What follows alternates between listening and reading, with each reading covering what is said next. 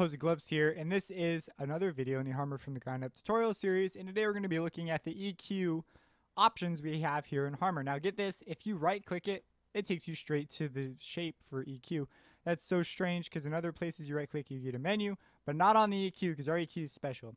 So I'm assuming you have some basic understanding of an equalizer, like you know that it boosts and cuts your frequency spectrum and a basic knowledge of frequency spectrum and that kind of thing. But other than that, we should be good to go. So if we hit a note and we move our mix knob to, you know, our EQ is already all the way on, but it's not doing anything because our shape is flat. So do not conclude that this button is broken. It just has a flat shape. So we're going to go into our global EQ envelope and we're going to change that. So we could reduce like high end. Let's say we have too much high end.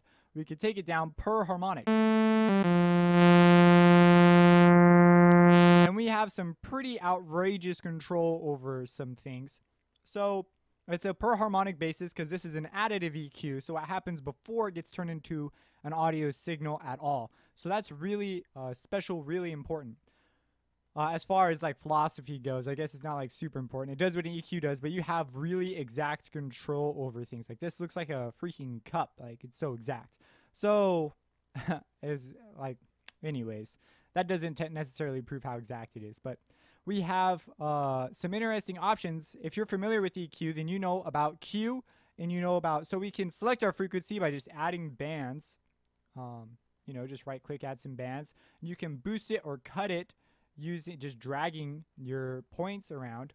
And so as we can see here, we have our decibel reading out up here, and then your Q in a typical EQ. This is a fully parametric EQ, but it's almost more parametric than other parametric EQs. It gives you options that I will explain after I explain what Q is. So we have this thing, it's called Q. So if we move our band, so here we have a band and we're moving it around and we're selecting our frequency. The Q, so we select our boost or cut. Let's say we want to boost it for whatever reason. And the Q is how much the side frequencies are affected. And there's a whole bunch of things about Q, like where it's measured, how you take the measurement. And it's usually extraordinarily predictable if they tell you what the Q is. And if the Q has a low number, it's a very narrow bandwidth. And if it's got a high number, if it's got a high number, it's very narrow. And if it's got a low number, it's a very wide band. So this is a very wide Q. And what the Q is from this center frequency, how are the frequencies around it affected? So this is a very, very narrow Q with a very high Q value. This one is a very low Q value. There's all sorts of different, this becomes really important when you're getting into filter design, all sorts of things. It's also why they use Q. It's just a whole nother story. But anyways, it's pretty easy and you measure it from the bandwidth, right? And you can use other bands to augment the Q and do all sorts of interesting things. But on this EQ, which is why it's more parametric, you have control over your side frequencies at such an astounding, like that's just what I just did right there, you would not be able to do in a regular EQ. Like that is like crazy. That's because this is an additive process. So these sorts of options, because like, what would you call the Q of this point right here, from like here to here? You could literally have 2 points flat, and then you could have a slope, which is usually that's one way of calculating Q is the slope. But the slope over here is much bigger. It's a much lower Q value than the slope right here, which is extraordinarily narrow. And so this is a really powerful EQ in that regard. This is something that you just will not get power over usually. Now, it's important to note that the frequencies that are generated over this are already, I believe it's Brownian noise. It has a -6 dB roll off per octave. If you know what that means, then you understand what I just said. If you don't, it's basically they're trying to make it sound like you would hear it from a human perspective. And it gets into psychoacoustics and the Fletcher-Munson curve and a whole bunch of other mumbo jumbo.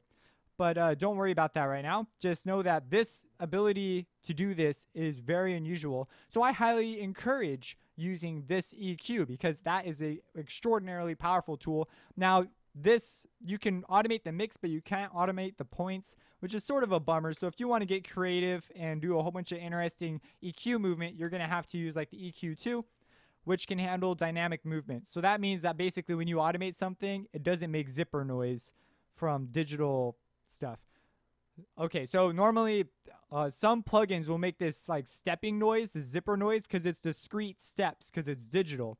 And other plugins, like for example, the Parametric EQ2, have been made, I think all of FL's plugins do this, have been made to handle dynamic processing, so you can automate like this band moving around and you won't get a bunch of digital zipper noise from moving through discrete steps. They've programmed it in such a way that when you automate it, it does not do that, so it sounds theoretically like what you think it should sound like.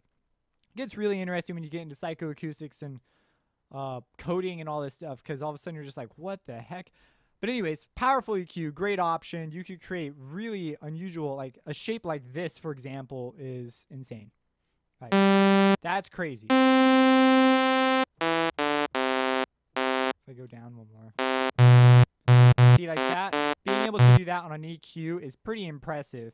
And if you're not familiar with decibels, we have our decibel reading out up here. As a general rule of thumb, or you know what, I'm not going to talk about decibels now. I plan to do another video on decibels later because I've had my mind blown about decibels. You can do all sorts of interesting things. And a decibel boost of 24 decibels is really substantial. Well, never mind. I'm not going to talk about that. So if you have any questions, drop those in the comments. Anything you'd like to share about your knowledge of EQs, maybe some general moves. This is more intended for shaping your sound after the fact, because you can't automate this EQ. So you have this ridiculous control that you can't automate, and that's just like screaming at me. But the day you can automate points on a graph will be a big day for music indeed, because you'll be able to do all sorts of black magic that a lot of producers have wished they could do, because these points do some important things. So again, any questions, subscribe, and have a blessed day.